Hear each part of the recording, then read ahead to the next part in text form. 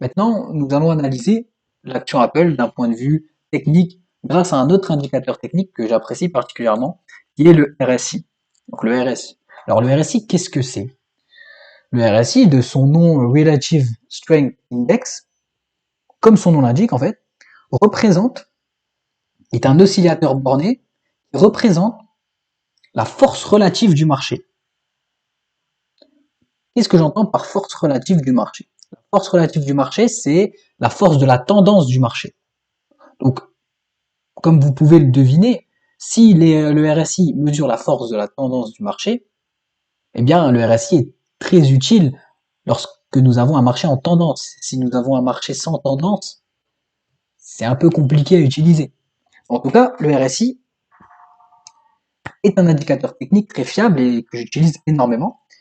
Et je vais vous expliquer, en tout cas je vais essayer de vous expliquer son fonctionnement de manière très simple.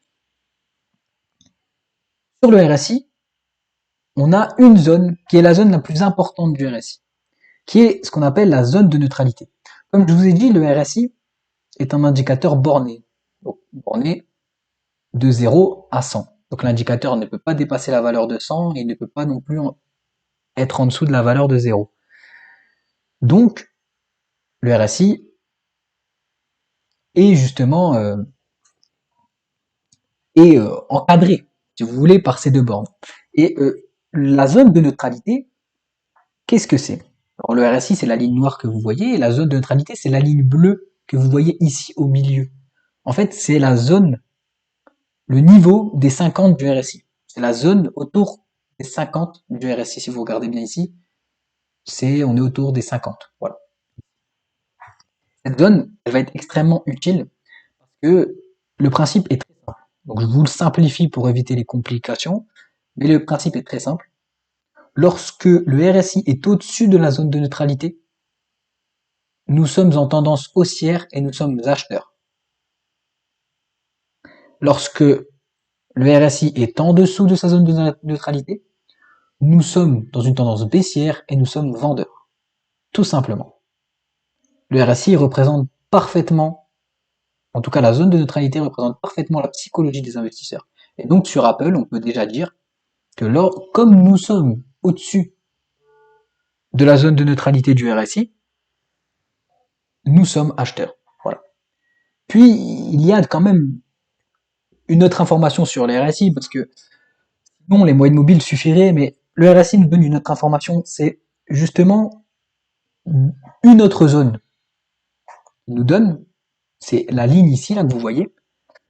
Cette ligne, en fait, elle représente la zone de surachat. Et la zone de surachat, c'est la zone entre 70 et 100.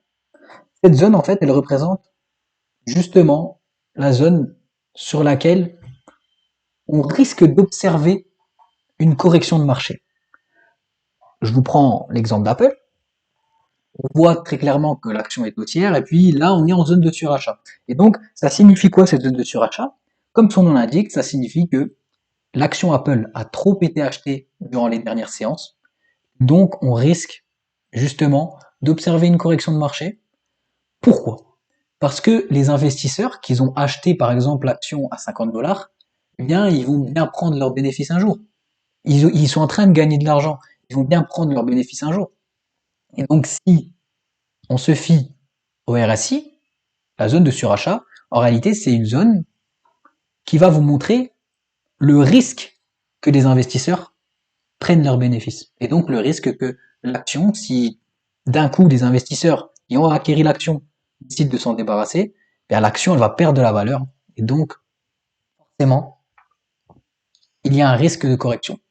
Un risque d'entrer dans une, une correction baissière, dans une tendance de fond haussière, tout simplement. Donc, pour conclure sur ce graphique, sur du long terme, nous sommes acheteurs puisque nous avons des moyennes mobiles ascendantes en dessous du prix. Nous avons un RSI qui évolue au-dessus de sa zone de neutralité, au-dessus du niveau des 50.